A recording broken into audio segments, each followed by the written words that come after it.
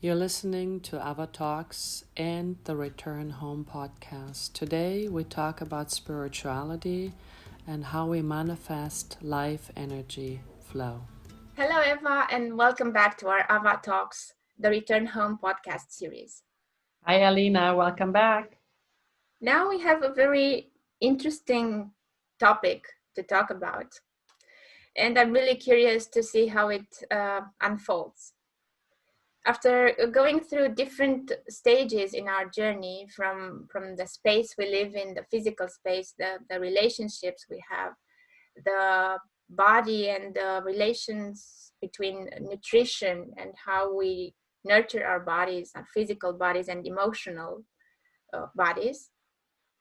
Now we get to the topic of spirituality. Mm-hmm. And I know this is a sensitive topic and a very complex one. So maybe we can start with sharing what we personally consider as spiritual, or how we refer as spirituality, rather than make the general assumptions of what society understands or what people understand when referring to spirituality. Mm-hmm. So the first question would be, what is spirituality for you? Yeah, as you were saying, to me, this is an essential question. It's a complex question and probably one that is easy to put in words, yet I find it important to try the best to capture the idea of spirituality in words.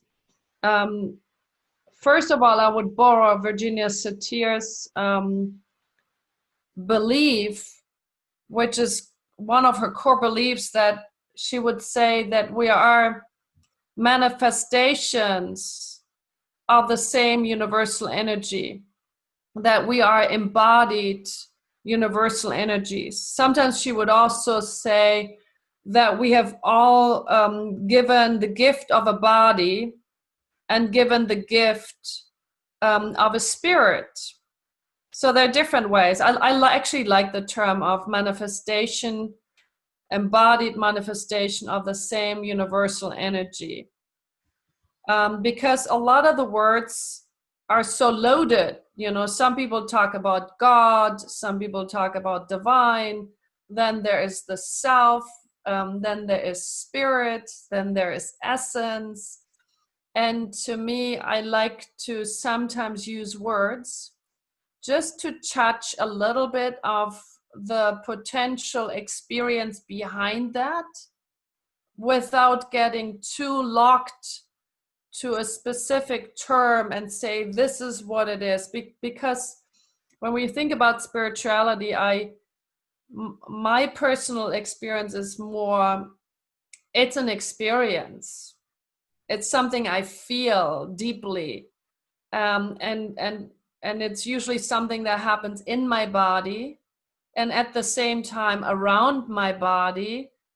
And I would say there's something else that happens too. Give you an example. We talked about so many different layers of how we tap into resources. You know, I would regard a spiritual experience when I have a very connecting, very deeply understanding conversation with a very good friend. When I when I really have the sense we're getting into a conversation where I feel fully received as a person, I feel fully seen, I feel fully understood, I feel fully heard, and I do feel felt by another person. When all these elements are taking place in a really good, high quality conversation, for example, with a friend or with a lover or with another loved one, I personally regard that as a spiritual experience in social interaction, as one example. Yeah. So now it comes to me the word communion, which is the first part of communication. Yes. So being in the same conversation, the same space, and cultivating a common state of connecting to another person can so beautifully express spirituality in its applied form and manifested form. Yes, absolutely. You know, the Native Americans have a prayer, and I like to use that as an inspiration for relationship conversations or relationship ingredients. And I think I mentioned that at another time, and I think it's worth pointing it out again. So the mantra or the exchange they use is, "I'm not. You are you, and I'm me. I'm not you. I'm different than you." To touch one element of a human truth. Then the next layer is, "I'm something like you. I'm similar to you." To touch that truth. And then the next layer is, "I'm nothing but you." So we share the same set of feelings. We share the same set of longings. And then the last truth that we will touch is, "I am you and you are me." And I like to use this inspired from the Native Americans because it does touches all the different human experiences, which I find are really important to have. And to me, when all of those truths are present at the same time, I have this feeling like, wow, I'm completely seeing myself in you. And I feel you're seeing yourself in me deeply in this mirror. At the same time, I do feel really understood in my own right, in my own way. And if that is happening both at the same time, then this high quality conversation is, to me, touching in a good conversation truth or life or divine or spirituality. And that's available. So it does make sense, right, to say communication and communion and that sense of oneness and touching a very special place and if you wish in an everyday's activity that is essential to feel and a human exchange. That is where spirituality becomes a truthful and grounded experience in the here and now. And it's possible.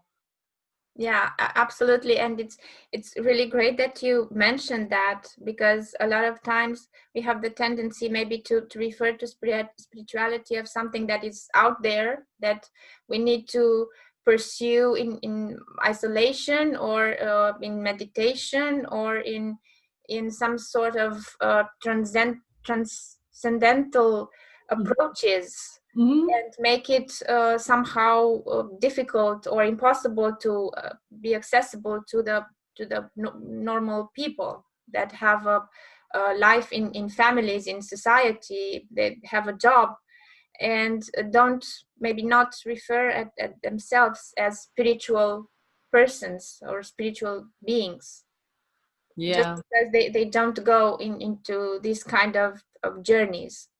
Yeah. And sharing spirituality and spiritual um, understanding in a conversation is basically accessible to everyone if the intention is that. Yeah, absolutely. So what do you think is the easiest, most accessible way for a normal person, for a common person, to tap into that feeling or to that connection of sensing spirituality in its manifested form? Mm-hmm. Well, I guess the first podcast we did on social distancing with a twist, so talking about context. When I'm in doubt and I feel a little bit disconnected, then I need to change my context to go and talk to Mother Nature again. because to me, the best educator to know what spirituality means is, for me, nature itself, because that's me. I am nature. And if I am forgetting about that, and I think my little ego mind is who I am, and I get lost in it, I get lost in my thoughts, then I need a better educator than my mind. And then usually walking on nature is to me personally, that may be different for somebody else, but to me, nature is the best educator for me to remind myself of my true nature, which is I am that. I see the sun, and that never gets old. I mean, I never had an experience that I would watch a sunset and think, oh, I've seen that yesterday. That's really old. It has its own magic every time you see it. I mean, I can see a million times the sun rising, the sun setting, and I don't lose the wonderment. I am with life and life magic itself. And that then is a mirror for me to really tap into that wonderment experience in myself. I can, walk millions of times to the ocean and watch the ocean's wave come and go, come and go, come and go. And I would never have this idea, oh my God, they've done this a third time now, why bother? Why are you doing it again? I mean, you just watch it. Life just comes and goes, and it happens. And so to me, nature experiences where I use my senses, where I really use to see what I see and sense what I sense and hear what I hear and smell what I smell and taste and take in with the most openness all the many experiences that nature can give me. I feel that is my best education to really tap into my deepest truth, which is I am life, I am love, I am nature itself. I'm not observing nature, but that's me. And through being with it, maybe starting as an observer, I can actually tap back into this life activity again. And so nature walks are usually helping me. It's almost like a prayer to me. If I like to use it more on a cognitive level, on a thought level, I love certain mantras. I do like little practices of mantras or affirmations. There's a beautiful prayer, which I'm not sure if we touched upon that another time, maybe yet last time, but there's a Hawaiian tradition, which is a cleansing tradition. And they have something they call Ho'oponopono, and it's a way of getting out of your memory of your conditioned self and using in repetition the same words that will help cleansing our memory mind in order to tap into a bigger space where I can feel connected to life itself again. And those beautiful repetition words are, I love you, because we're love, that's where we come from. I love you. I'm sorry. Please forgive me. Or please forgive you. Thank you. So I love you. I'm sorry. Please forgive me. Thank you.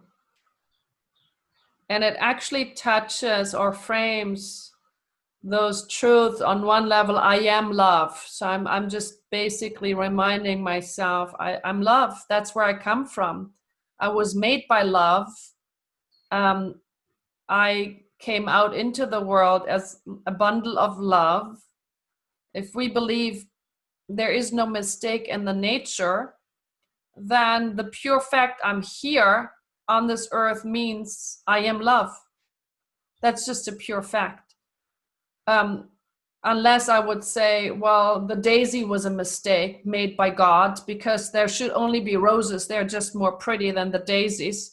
So the daisies are a mistake. We got to cut off all the daisies. Same true for me.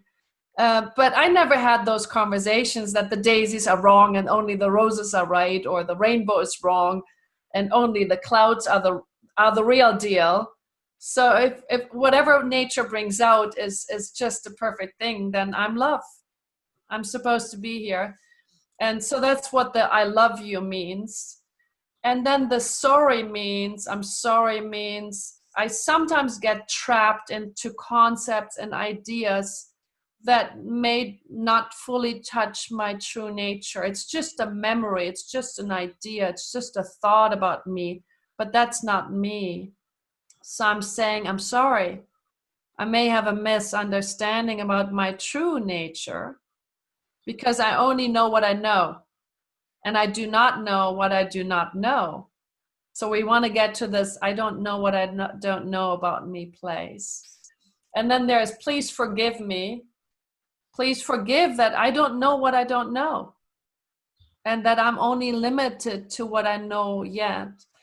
And then the last one is thank you. Just thank you for me being here. Thank you for being alive. Thank you for having this life. Thank you for noticing whatever I notice. And to me, thank you is the greatest prayer or the greatest mantra of awakening to our true nature anyways.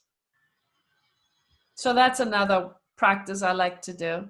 Yeah, and this is a practice that opens up even a bigger space for the mind, just by saying I'm sorry for not knowing what I don't know.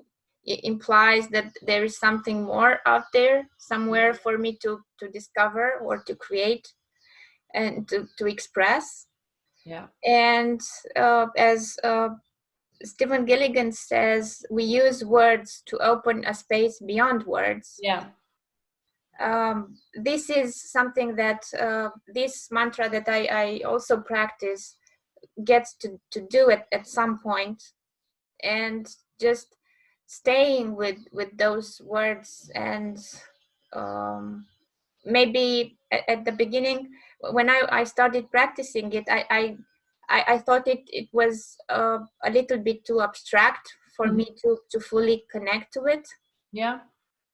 And I was identifying thoughts of mere judgment that when I said I forgive you, that I could not fully actually forgive. Yeah. Or thank you, I could not fully actually be grateful enough, as I considered to be the appropriate way of, of being thankful and grateful for something or for someone. But staying with that actually helped me a great deal. Yeah, I think you're pointing out something very important. If we start talking about affirmations or mantras to use, they may come first a little bit, oh, I'm using it, but I'm not believing it yet, or I'm not having a connection to it yet. I'm not having an experience to it yet. So those are really, if you begin with it, I would stay with it for an extensive time and do it in repetition, and maybe even having a nice accompanying music that is helping me to be soothed and to be connected. But it's the repetition, it's the practice. You know, whatever you repeatedly you do on repetition, that becomes your practice. If I'm telling myself I'm not good enough, I'm not good enough, I'm not good enough, that is who I will become. I'm not good enough. But if I am continuously repeating the same record of I love you, I'm sorry, please forgive me, thank you, and I just continue to repeat that in a rhythmic way, I mean, it becomes a ritual, it becomes a practice, and then it may move through these different layers of experiences. Maybe there's disbelief, like, oh, I'm just saying that to myself. and then maybe it drops into another area where all of a sudden it opens to an inner experience, and the body may have feelings, sensations, connections. Maybe you feel a certain rhythm, a certain movement. So the idea is to stay with it and sense what the continuation of that does, and stay curious and use your senses again to the inside in order to detect what is happening here, and is that moving into a new space that I haven't discovered in myself yet and around myself yet. There's another practice that I like to use at the moment too, because in these special times, I'm noticing myself being very much confronted with old traumatic experiences. I'm not always starting with a really positive inner state of being. I may feel triggered, I may feel defensive, I may have all these really intense emotions coming and moving through me. And you were mentioning Stephen Gilligan, and in the generative change work we have mantras as well that we use as a way of self-relating, as a way of self-conversation to inner parts that are vulnerable. So I may be connected to a part that has been wounded in my past, and that comes strongly forward because I feel agitated, I feel judgmental, I feel angry, or whatever. If there's a big emotional load, I can pretty much detect here's a younger part that gets activated that doesn't feel fully comfortable inside of me yet. And the mantra I like to use then is, I usually starts with the body. Something uncomfortable happens in my body. Maybe there's heat or a twist in my stomach. And then I will say, I feel you. I really sense and I really feel you in my body because there's this knot. And then I will say, I recognize you. I'm sure it makes sense as what I feel is just very present. I'm sure that makes sense, that this part of me is so strongly active in me right now. So I sense you, I feel you, and I'm sure that makes some sense. Some part in me is waking up again and asking to return home again. And the last, I will say, welcome back home. Welcome back home again. So I feel a big body sensation or a lot of thoughts running through my mind in repetition. I will say, I sense you. I feel you. I'm sure it makes some sense because it repetitively happens, so it may be important. A part of me wants to awaken and come back home to me again. Welcome back home. And so that's my way of repetitively inviting whatever awakens in these times again to create a new communion inside of myself, to create a new communication and a new communion. And to me, then difficult inner experiences can actually be a gateway to create a new love relationship, and with that, a spiritual relationship within my own self, coming from a wounded place. Yeah, so beautiful how we get to welcome home different parts of ourselves. Yes. So in order to feel whole and at home at the same time, being ourselves part of a bigger whole that is life itself. Yeah. And maybe that can also be a definition of what spiritual means. As they say, as above, so below. So as within, so without. Yes. So the more at home we bring at our different parts of us, the more at home we feel within ourselves and around ourselves. Yeah. But in order to do that, because it's not it's not a common practice, let's say, to feel at home within and without, Mm-hmm. as humans these days, and with all the psychological challenges that we face and the advancements in technology, maybe we feel more estranged than never before, because our connection with nature is not so constant and open and deep as it used to be when people used to live close to nature. Now we live in cities, in blocks with tens of floors, and we barely connect on a piece of grass. And how do you feel this connection with spirituality, or how now let me put it in another way. Mm-hmm. Do you remember a specific event or a specific experience that triggered within you that feeling of belonging, of something deeper than and greater than yourself? Because you also live in a big city with Mm-hmm.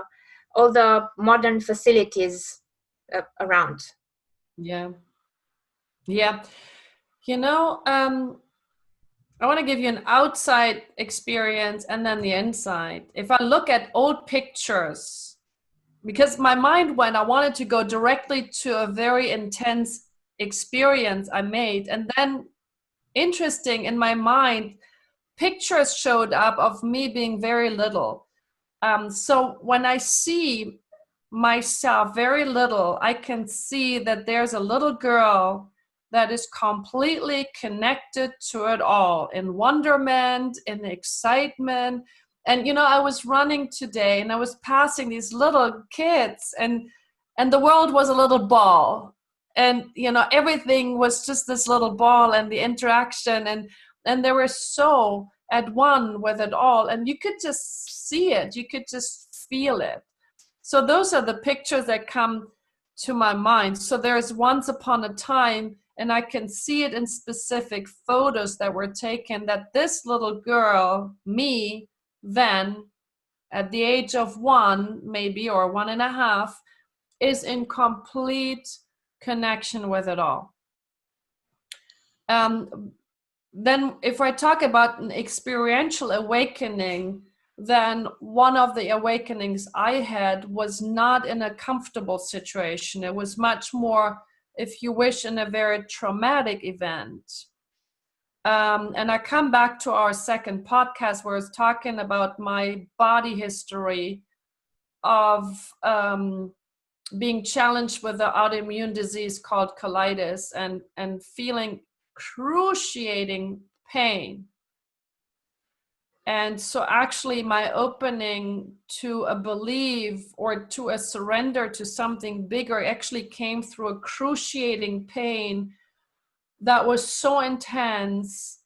And I was feeling so helpless in this situation, because I was emptying myself out from every possible end, and so weak and so devastated. And I also felt very alone, because my parents were very helpless. They didn't know what to do with it.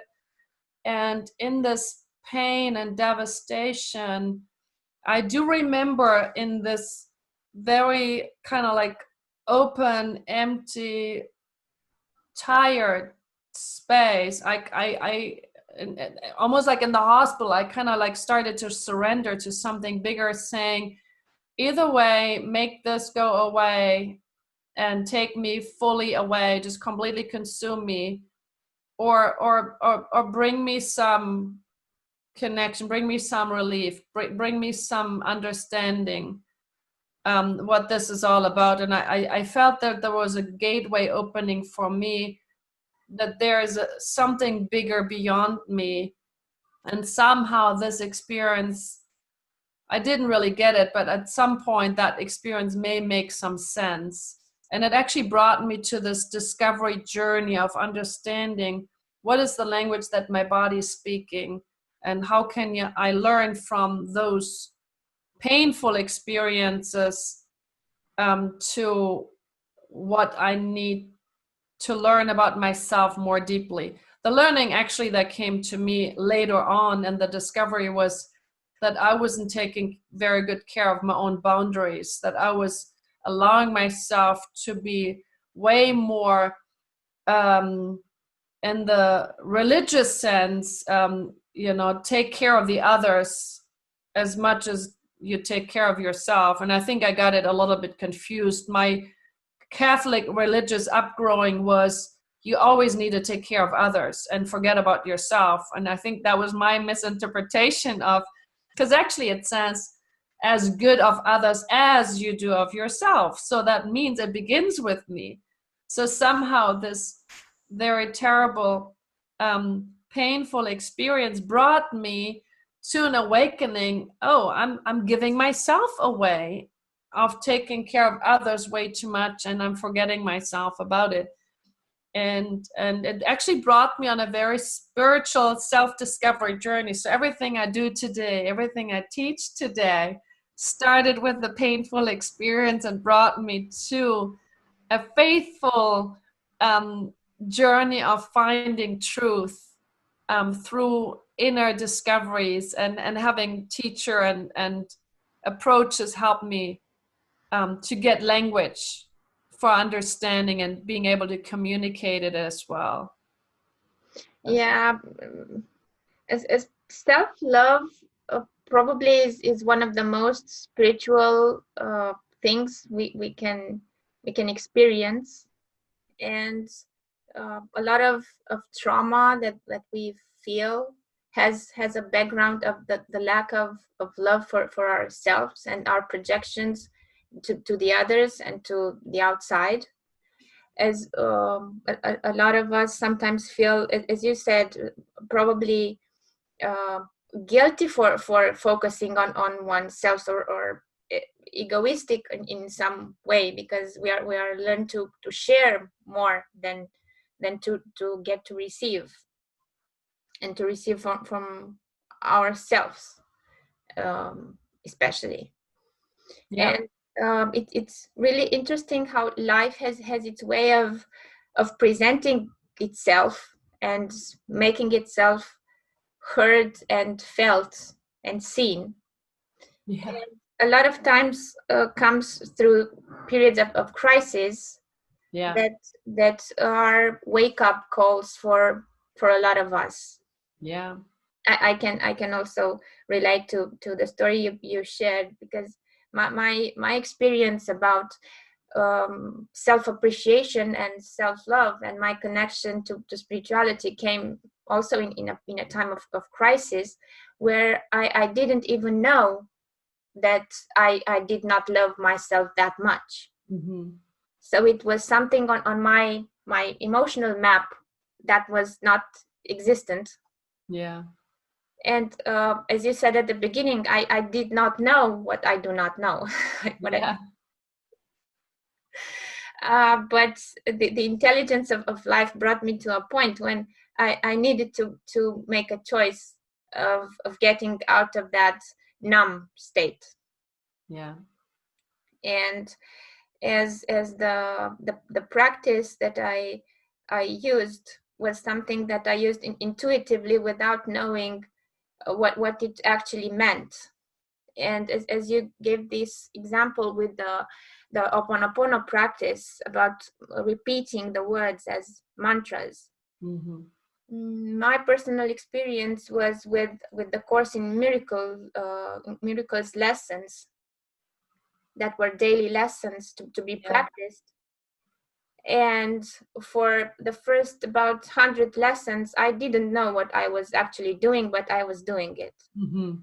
So that repetition, that creation of a rhythm, of a new pattern that I didn't consciously knew much about, Yeah. but that was sensed in a deeper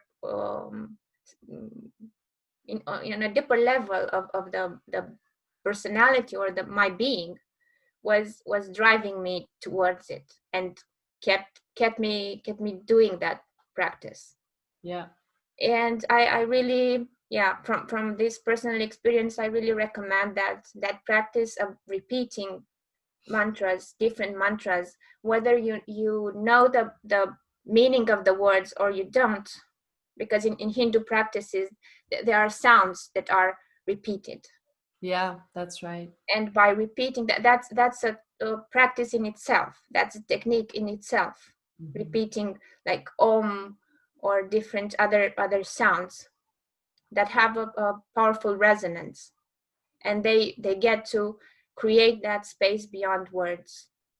Yeah. Because what words we usually need for the mind, and for sensing a spiritual connection, we need to go beyond that sense of the mind. I mean, I think another really interesting way is also to sense, what am I identifying with? You know, what are the things that I hold to be very important in my life? For example, you know, when you introduce yourself to somebody else, a lot of times we go by maybe your degree. You know, you know, I did my MBA, for example, or, you know, I studied at university. All the different positions you're holding in, all the different roles, and maybe you're married, you have children, or your grandmother. So all the different things that we tend to identify with. And so one of and that actually connects with the Hindu traditional little meditation or little prayer. You could, you know, detect what are you identifying with. For example, maybe somebody identifies with a certain body image. You know, I have to look a certain way, and if I have this body image, then I feel like somebody. So I could go like, you know, and it holds the term, I feel like somebody. And then you would actually name it and then let it go again. So you could say, I'm not my body. You know, maybe you notice your body's important in the way you learn it, but you could say, I have a certain body image, and that's really important. But then go, I'm not my body. I am. I have a body, but that's not me. I am. Or maybe you identify with yourself with being a married woman. So you could say, being married is really important to me. That's my identity. And then you could say, I'm not a married woman. I have a marriage. I practice a marriage, but that's not who I am. In the Hindu prayer, it's a little bit different. They basically say, I'm not my body. I have a body, I am. I'm not my feelings, I have feelings. I'm not my feelings, I am. I'm not my thoughts. I have thoughts that come and visit, but that's not who I am. I am. I'm not my story, I'm not my history. I have a history, but that's not who I am. I am. Or I could go, I'm not my house, I'm not my context. I am with the context. That's not who I am. I am.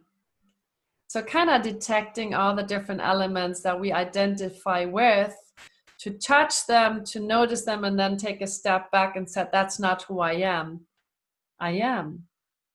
And then kind of feel experiential. What is that I am that I begin to touch more and more as I name all these things, and then I let them go again. That's an interesting way to discover too. Yeah, and now what comes to my mind is that is what we also use in generative coaching. I am that and much more than that. Exactly. So going and observing that, acknowledging, okay, this is not entirely who I am. This does not define my whole identity. I can observe that. I can associate with that in certain aspects of my life. I can change whatever I like in that identity as is manifesting in the outside world, with the awareness of being that and much, much more than that. So creating a broader context for that to manifest. Absolutely. I have a practice in the family therapy work that I do where I will help my clients to create a family map with the parents, the grandparents, the siblings. And then one of the elements I will ask to give every player, give everybody you know of your family adjectives, and they can be positive and they can be negative felt. I mean, I don't regard anything of that as positive or negative, but maybe I say, critical or judgmental or angry, but then also loving and kind and friendly and playful. And I have an idea about that I find more positive and that I find more negative. And then what I will do is have everybody say out loud all the adjectives in a way of owning them, in a way of saying, I am, let's say, angry, I am critical, I am loving, I am kind, I am playful, just like ... and whoever I pointed that to, you can also say, I know about all of that, just like this person. But the strongest is from me, I am all of that, I own it all, to then also add to it, and that is just part of my knowing. And I am, as you were saying, in generative change work, we talk about, and I'm so much, much, much more than that. But here's the interesting paradox. To name, word, claim things, own them, is actually allowing me then to let them go and drop into a place that will then be much more spacious, much more free, and much more true on a deeper level. So in the family therapy work, we like to go through the conditioned learned self in order to name all of those things and say, that's all of me. And while I touch and name it, then I can drop it and let it go and basically have an experience underneath it that says, and none of that is true because I am. And that will actually, on a very practical level, give me an understanding of me as a spiritual being. And it's a very practical step to get there, but we have a whole process to do that. And so, but just in theory, this gives you a little bit of a taste of what we can do, very practical, but then also on this very deep level where it's hard to put it in words. Yeah, and I think this is a beautiful conclusion for our conversation today, as spirituality is not something out there, as we said at the beginning. It's something out there and down here and everywhere, inside and outside. And how we express it, that's a little bit of a different story, and we touched this many different aspects in our previous podcast, and given like bites of and pieces of the puzzle that creates this multi-dimensional experience that we live. Yeah, that's true. And we'll get more about it as we unfold it in the next conversations that we will have. Yeah, wonderful.